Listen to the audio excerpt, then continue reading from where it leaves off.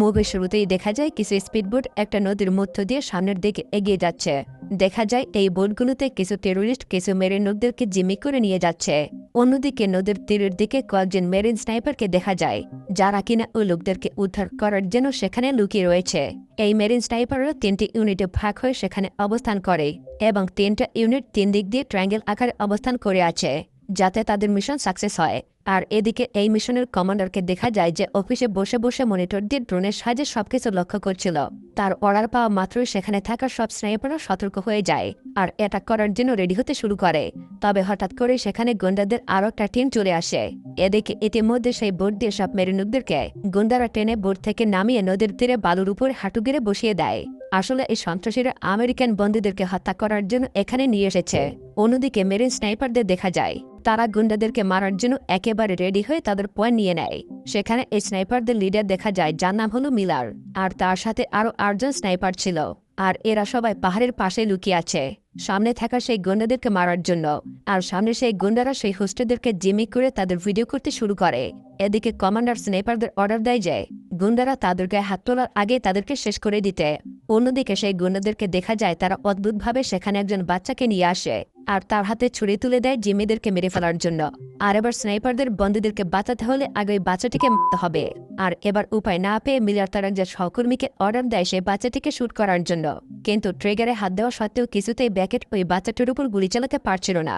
অন্যদিকে সেই বাচ্চাটাও কিছুতেই এইভাবে কোনো মানুষকে মারতে পারছিল না, তাই সে ছুরিটা ফেলে সেখান থেকে পালিয়ে যায়। এটা দেখে সেই গ্যাংয়ের লিডার দ্রুত তার হাতের ছুরি দিয়ে সেই লোকটার গলা কেটে তাকে সেখানেই শেষ করে দেয়।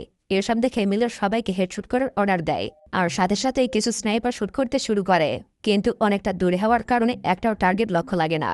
এতে করে সেখানে থাকা সন্ত্রাসীরা বুঝে যায় আশেপাশে কোনো সেনারা আছে যারা তাদের উপর অ্যাটাক করেছে, তাই সবাই অ্যালার্ট হয়ে সেখান থেকে পালাতে থাকে। তবে স্নাইপাররাও খেপে যায় আর একে একে সেই টেরোরিস্টদের মারতে শুরু করে। তবে সন্ত্রাসীরা অনেক বেশি হওয়ার কারণে স্নাইপাররা তাদের সবাইকে মারতে পারছিল না, তাই দ্রুত সেখানে বেস থেকে হেলিকপ্টারে করে সেনারা চলে আসে আর উপর আর নিচ থেকে সেনারা একে একে শুট করে সবাইকে মেরে ফেলে। তবে সেখানে কিছু টেররিস্ট কোনোভাবে তাদের গাড়িতে করে সেখান থেকে পালাতে থাকে। তবে স্নাইপার আর তাদের উপরে থাকা আর্মিরা তাদেরকে ছাড়ে না, একে একে তাদের সবাইকে শেষ করে ফেলে। আর এখানে তাদের এই মিশনটা শেষ হয়ে যায়। তবে ব্যাকেটের জন্য তাদের এত সমস্যায় পড়তে হয়েছিল। এর জন্য মিশন শেষ হলে মিলার তার কাছে আসে আর বলে স্নাইপার পেশায় আবেগ আর ইমোশনের কোনো জায়গা নেই, এইভাবে কাজ করলে তাকে এই স্নাইপার টিম থেকে বাদ দেওয়া হবে। আর ব্যাকেটও বুঝতে পারছিল তার গাফলতির জন্য এত সমস্যা হয়েছে, তাই সে মিলারকে প্রমিস করে যে সে নিজেকে দ্রুত শুধরে নেবে। এরপর সিন পরিবর্তন হয়ে তুরস্কের ইস্তাম্বুল শহর দেখা যায়। সেখানে সব স্নাইপাররা একসাথে বসে আড্ডা দিচ্ছিল, তবে ব্যাকেট সবার মধ্যে মনমরা হয়ে বসেছিল। আসলে ব্যাকেট এখনও সেই মিশনের কথা ভুলতে পারছিল না। আর এরই মধ্যে সেই জায়গায় একটা মেয়েকে দেখা যায় যে কিনা ইশারার মাধ্যমে ব্যাকেটের সঙ্গে ফ্লার্ট করার চেষ্টা করছিল। এটা ব্যাকেট লক্ষ্য করলে সে সোজা ওই মেয়েটার কাছে চলে আসে আর জানায় মেয়েটার নাম হলো রবিন স্লাটা। ব্যাকেট তার সাথে পরিচয় হলে জানতে পারে রবিন স্লাটা আসলে সিভিলিয়ান মিলিটারিদের হয়ে কাজ করে। তবে ঠিক সেই মুহূর্তে দূর থেকে একজন স্নাইপারকে তার দিকে গান পয়েন্ট করতে দেখা যায় আর সেই স্নাইপার ব্যাকেটের উপর স্নাইপার তাক করে একেবারে রেডি হয়ে যায়। তবে যখনই সেই স্নাইপার ব্যাকেটকে শুট করতে যাবে ঠিক তার আগের মুহূর্তেই পেছন থেকে কেউ একজন স্নাইপারের মাথায় শুট করে তাকে মেরে ফেলে। আসলে এই লোকটা হলো তুর্কি ইউনিটের একজন কমান্ডো, যার নাম হলো ভিজুয়াল। তবে এদিকে থাকা ব্যাকেট এইসব কিছুই জানতো না। এরই মধ্যে কমান্ডার ভিজুয়াল ব্যাকেটকে কল দেয় আর তাকে এখনই দেখা করার জন্য তার কাছে আসতে বলে। এরপর যখন ব্যাকেট ভিজুয়ালের সঙ্গে দেখা করে তখন সে জানায় তাকে মারার জন্য একটা সন্ত্রাসী গ্রুপ লোক ভাড়া করেছে, যাকে তারা $1.5 লক্ষ দেওয়ার জন্য চুক্তি করেছে। আর সেজন্য আজকে তোমাকে মারতে একজন স্নাইপার এসেছিল। এসব বলে ভিজুয়াল ব্যাকেটকে সতর্ক করে বলে সাবধানে থেকো। এরপরে জানা যায় তাদের স্নাইপার টিমের কর্নেল টিমের বাকি মেম্বারদের নিয়ে চলে আসে আর সবাইকে একটা মিশনের ব্যাপারে বলতে শুরু করে। তবে এরই মধ্যে সেখানে রবিন স্লাটা চলে আসে। এখানে ব্যাকেট জানতে পারে রবিন স্লাটাই হলো এই মিশনের অর্ডিনেটর। স্লাটা সে ম্যাপ বের করে মিশনের ব্যাপারে কথা বলতে শুরু করে আর জানা এবার টিমের এই মিশনের জন্য জর্জিয়াতে যেতে হবে, কারণ সেই জায়গায় একটা গুরুত্বপূর্ণ গ্যাস পাইপলাইন তৈরি করা হচ্ছে আর সেটার সাহায্যে জর্জিয়া থেকে ইউরোপে গ্যাস আমদানি করা হবে। কিন্তু সেই সন্ত্রাসী গ্রুপ ওই গ্যাসের লাইন থেকে ব্লাস্ট করার জন্য সেখানে ঘাঁটি গেড়ে বসে আছে আর এখন তাদের মিশন হলো ওই টেররিস্টদের হাত থেকে ওই গ্যাসের পাইপলাইনকে রক্ষা করা। এছাড়াও স্লাটা জানায় তাদেরকে ক্রিয়ান গ্রু নামের একজন ভিলিয়নিয়ারকে প্রোটেক্ট করতে হবে, কারণ সে হলো ওই জায়গার একজন বিশাল বড় ফুয়েল বিজনেসম্যান আর আগামীকাল সে ওই জায়গায় স্থানীয় লোকদের সাথে জায়গা জমি নিয়ে মিটিং করার কথা বলেছে। তবে সেই মিটিংয়ের জায়গায় আগে থেকে একদল জঙ্গি উৎপেতে বসে আছে আর সেই জঙ্গি গ্রুপের লিডার হলো গাজাকুব। আর সে কিছুতেই চাইছে না এই এলাকায় কোনো গ্যাসের লাইন হোক, তাই সে স্নাইপার দিয়ে প্রতিনিয়ত সেখানকার শ্রমিকদের মেরে চলছে। তবে এখন যখন প্রিয়ান গুরু ওই জায়গাটা মিটিংয়ের জন্য যাচ্ছে, তাকে বাঁচানোর জন্য তাদেরকে সেখানে সুরক্ষার দায়িত্ব নিতে হবে। এরপর পুরো স্নাইপার টিম তাদের মিশনের জন্য রেডি হয়ে বেরিয়ে পড়ে। তারপর হেলিকপ্টারে করে সোজা জর্জিয়াতে পৌঁছে যায়। আর এই পুরো মিশনটা বেস থেকে ক্যাপ্টেন মিলার লিড করছিল, তাই সাথে বেশে বসে ড্রোনের সাহায্যে সে ওই জায়গায় নজরদারি করতে শুরু করে। আর কোনোভাবে যদি সেখানে জঙ্গিরা সরাসরি হামলা করে দেয়, সেজন্য সেই জায়গায় স্পেশাল ফোর্স নিযুক্ত করা হয়েছে। এর পরের সিনে দেখা যায় প্রিয়ান গুরু তার মিটিংয়ের জন্য এগিয়ে এসেছে, আর দূর থেকে স্নাইপাররা তার গাড়িগুলোর দিকে লক্ষ্য রাখছে। তবে দেখা যায় দূরে একদল জঙ্গি তাদের স্নাইপার নিয়ে প্রিয়ান গুরুকে মারার জন্য উৎপেতে বসে আছে, কিন্তু তাদের মেরিন স্নাইপাররা এখনও লক্ষ্য করেনি। আর হঠাৎ করে সেই জঙ্গিরা তাদের কাস্টম স্নাইপার দিয়ে প্রিয়ান গুরুর গাড়ির উপরে মারাত্মক শুট করে বসে, আর সাথে সাথে সেই ড্রাইভারকে খতম করে দেয়। ফলে ড্রাইভার গাড়ি আর কন্ট্রোল করতে পারে না এবং গাড়িতে অ্যাক্সিডেন্ট হয়ে যায়। এইসব দেখে মেরিন স্নাইপাররা সেই টুরিস্টদের খুঁজতে শুরু করে, কিন্তু অনেক খুঁজেও তারা কোথাও তাদেরকে দেখতে পাচ্ছিল না। কিন্তু দেখা যায় তারা লোকেশন না জানতে পারলেও সেই টুরিস্টদের ঠিক তাদের লোকেশন জেনে যায়, আর সাথে সাথে স্নাইপার দিয়ে তাদেরকে শুট করে মেরে ফেলে। আর সেটি সোজা মেরিন টিমের একটি মেয়ের গায়ে লাগে এবং সে সেখানেই আহত হয়ে যায়। এসব দেখে মেরিন স্নাইপাররা বুঝতেই পারছে না যে এসব কি করে হচ্ছে, কারণ সেই টেররিস্ট এমনভাবে লুকিয়েছে যেন তাদেরকে খুঁজেই পাচ্ছে না। এরই মধ্যে সন্ত্রাসীরা তাদের স্নাইপার দিয়ে হামলা শুরু করলে দুই পক্ষের মধ্যে ভয়ানক শুটিং শুরু হয়। কিন্তু দেখা যায় ওরা এতটাই দক্ষ ছিল যে একে একে সেখানে থাকা সব মেরিন স্নাইপারদের শেষ করে দিচ্ছিল। এসব দেখে বেশ থেকে ড্রোনের সাহায্যে সেই টেররিস্টদের লোকেশন বের করে ফেলে এবং দ্রুত তাদের উপর ড্রোন থেকে মিসাইল নিক্ষেপ করে দেয়। এতে করে সেই স্নাইপাররা একেবারে ধ্বংস হয়ে যায়। এরপর সেখানে স্নাইপাররা এসে অ্যাক্সিডেন্ট করা গাড়ি থেকে আহত প্রিয়ানগুলোকে উদ্ধার করে সেখান থেকে নিয়ে যায়। এদিকে নিজের টিমের দুইজন স্নাইপারকে এভাবে হারিয়ে ব্যাকের ভীষণ ভেঙে পড়ে, কারণ মৃত স্নাইপারদের মধ্যে রোহা নামের স্নাইপারটি এতটাই দক্ষ ছিল যে তার লোকেশন না জেনে তাকে খুঁজে পাওয়া একেবারেই অসম্ভব ছিল। আর এজন্য এবার ব্যাকেটের অনেকটা সন্দেহ হতে শুরু করে, তাই সে সবাইকে জানায় যে হয়তো তাদের টিমের এমন কেউ আছে যে ওই গুন্ডাদেরকে তাদের লোকেশন জানিয়ে দিয়েছে। তবে এই কথায় মিলার আর মিলিটারি ক্যাপ্টেনের সঙ্গে ব্যাকেটের কথা কাটাকাটি শুরু হয়ে যায়। তবে প্রমাণ ছাড়া এভাবে অভিযোগ করাতে ক্যাপ্টেন মিলার ও ব্যাকেটকে এসবের জন্য ভীষণ কথাবার্তা শোনাতে থাকে। আর এভাবে একজন মিলিটারিকে অপমান করার জন্য তাকে শাস্তিস্বরূপ আর্মিদের সঙ্গে পেট্রোলিং করার জন্য দুর্গম পাহাড়ে পাঠিয়ে দেওয়া হয়। বন্ধুরা, পাহাড় নাকি নদী তুমি সবথেকে বেশি পছন্দ করো? কোন জায়গায় ঘুরতে যেতে তোমার খুবই ভালো লাগে সেটা একটু কমেন্ট করে জানিয়ে যাও। আমার পাহাড়ে ঘুরতে ভীষণ ভালো লাগে। এর পরের সিনে দেখা যায় সোভিয়েত ইউনিয়নের একটা পার্বত্য অঞ্চলে ব্যাকেটকে ট্রান্সফার করে দেওয়া হয়।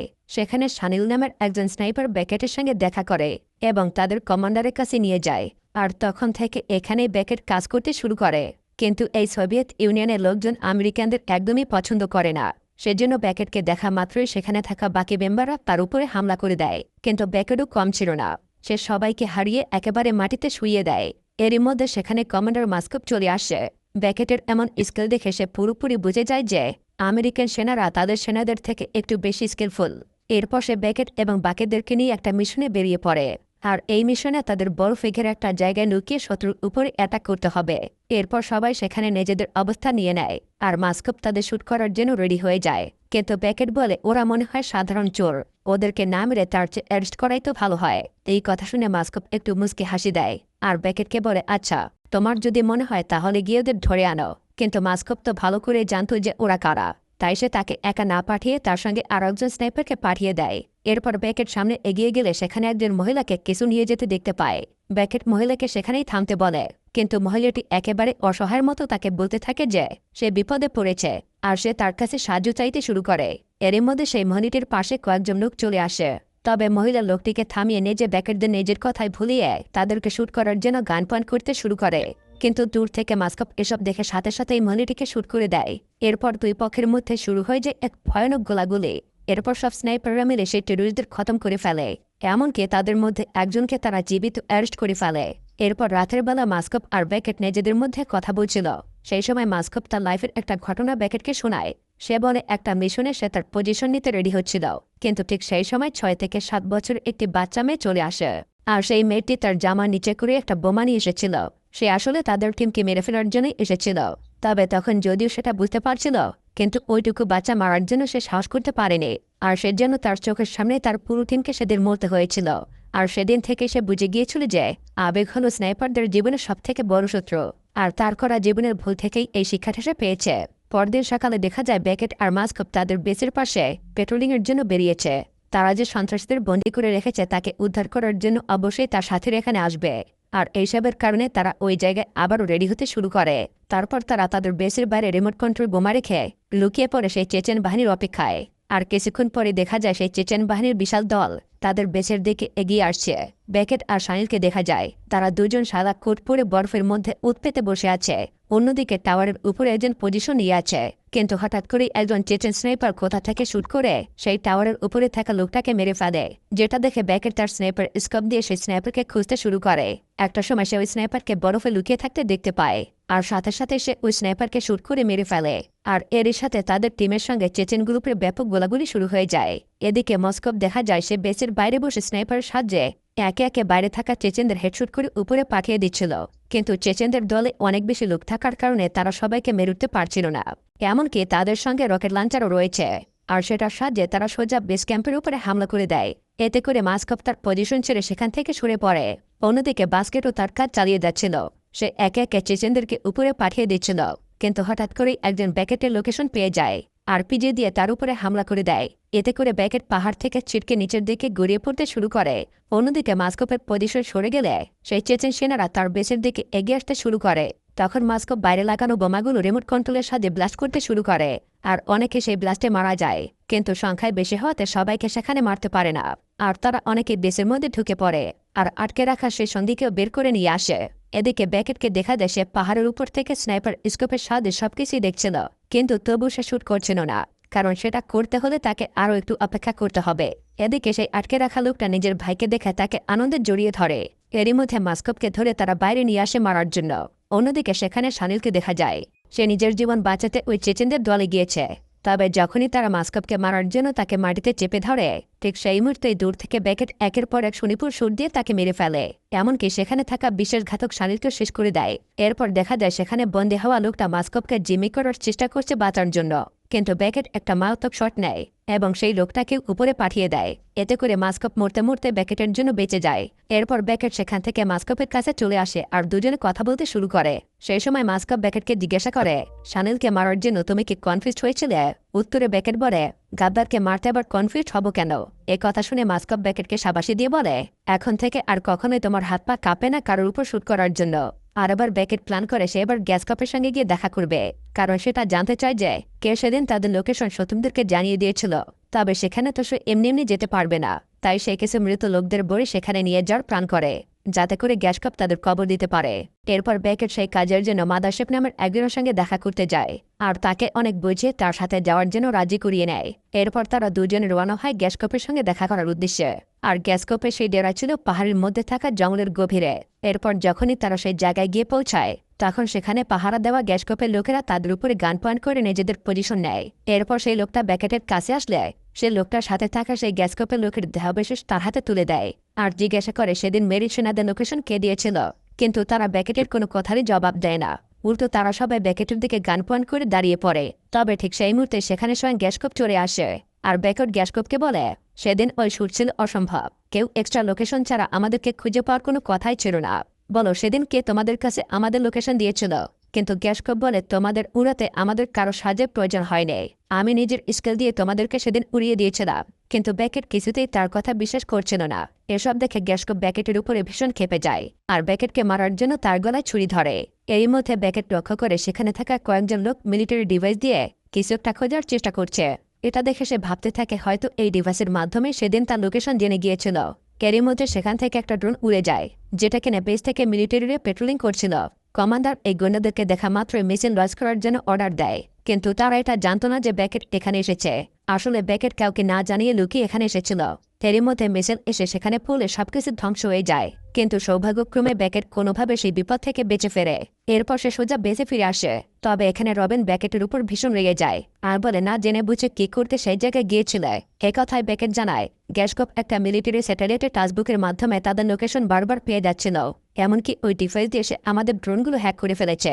আর সেজন্যই ওই ড্রোনগুলো যেসব ডেটা তাদের বেঁচে পাঠায় সেগুলোর সাথে সাথে গ্যাসকপও পেয়ে যায়। কিন্তু রবিন কিছুতেই বিশ্বাস করতে পারছিল না যে এমন ডিভাইস দুনিয়াতে আছে।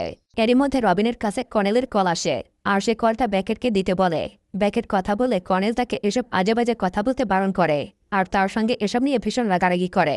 সে ব্যাকেটকে নতুন করে কোনো রকমের ঝামেলা করতে বারণ করে দেয়।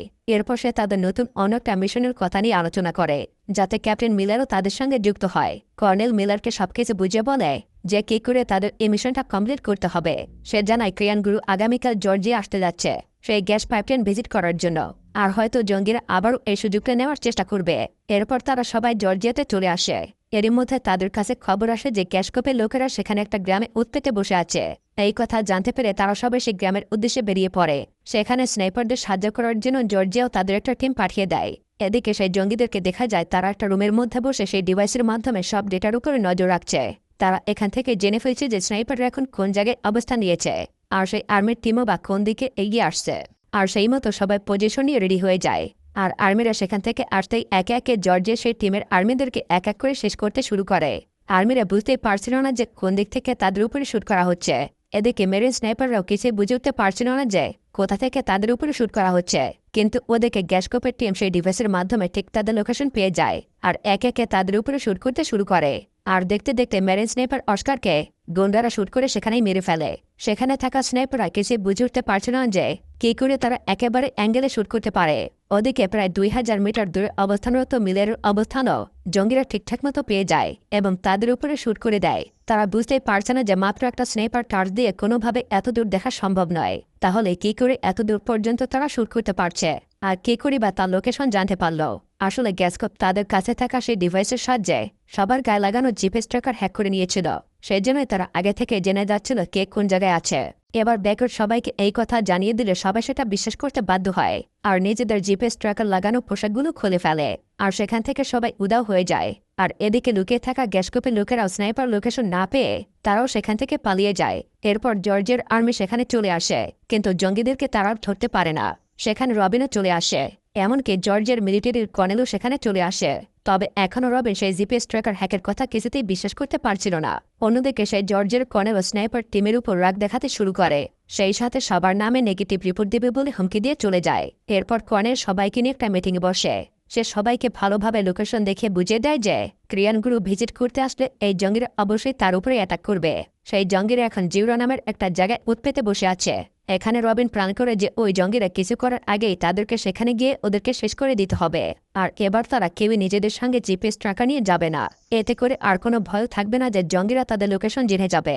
এরপর প্ল্যান অনুযায়ী মিলার সবাইকে নিয়ে একটা মিলিটারি ট্র্যাকে করে সেই জায়গার উদ্দেশ্যে রওনা হয়। তবে এখানে ব্যাকেট মিলারকে বলে, যদি আমরা ওই জায়গায় গিয়ে সেই জঙ্গিদেরকে না দেখতে পাই তাহলে কি হবে? আর এই সুযোগে যদি কোনোভাবে ওই জঙ্গিরা ওই গ্যাস স্টেশনে ধ্বংস করে দেয় তাহলে তো তারা আরও বেশি বিপদে পড়ে যাবে। এটা শুনে মিলারও বুঝে যায় যে তার এখন কি করা উচিত। তাই সাথে সাথে তারা গাড়ি ঘুরিয়ে সেই দিকে রওনা হয়।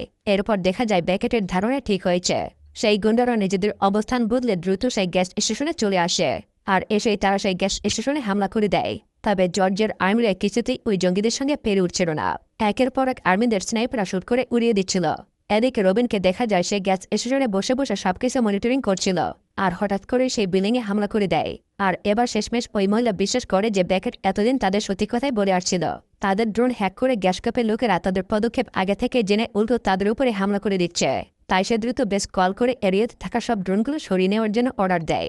এদিকে কর্নেলকে দেখা যায় সে একা রয়েছে, তার কাছে কোনো কভার নেই। কিন্তু সে একজন দক্ষ ফাইটার হওয়ার কারণে সে একাই একে একে অনেক জঙ্গিকে সেখানে শুট করে উড়িয়ে দেয়। এরই মধ্যে সেখানে স্নাইপার টিম চলে আসে। এরপর সবাই পজিশন নিয়ে তাদের ভয়ানক মিশন শুরু করে দেয়। আর পুরো খেলাটাই একেবারে উল্টে যায়, কারণ এই জঙ্গিরা তো এই মেরিন স্নাইপারদের জন্য কোনোভাবে রেডি ছিল না। তারা তো এটাই মনে করছিল যে তাদের প্রাণমতো মেরিন স্নাইপাররা ভুল জায়গায় চলে গেছে। তবে তারা এবার এসে একের পর এক দুর্দান্ত শুট করতে শুরু করে, আর কিছু সময়ের মধ্যেই পুরো জঙ্গি টিমকে একেবারে শেষ করে ফেলে। কিন্তু এত কিছুতেও তারা গ্যাসকোপের লোকেশন খুঁজে পাচ্ছিল না, কারণ গ্যাসকোপ ছিল একজন দক্ষ আর চালাক স্নাইপার। তাই সে দ্রুত নিজের পজিশন বদলে ফেলে, আর মারাত্মক এক শুট নিয়ে মেরিন স্নাইপারদের মেইন স্নাইপারকে আহত করে ফেলে। তবে এ কারণে ব্যাকেট গ্যাসকোপের লোকেশন জেনে যায়, আর এবার ব্যাকেট এক দুর্দান্ত শুট দিয়ে গ্যাসকোপের খেলা এখানেই শেষ করে দেয়। আর সাথে সাথে এই মুভিটা এখানেই শেষ হয়ে যায়।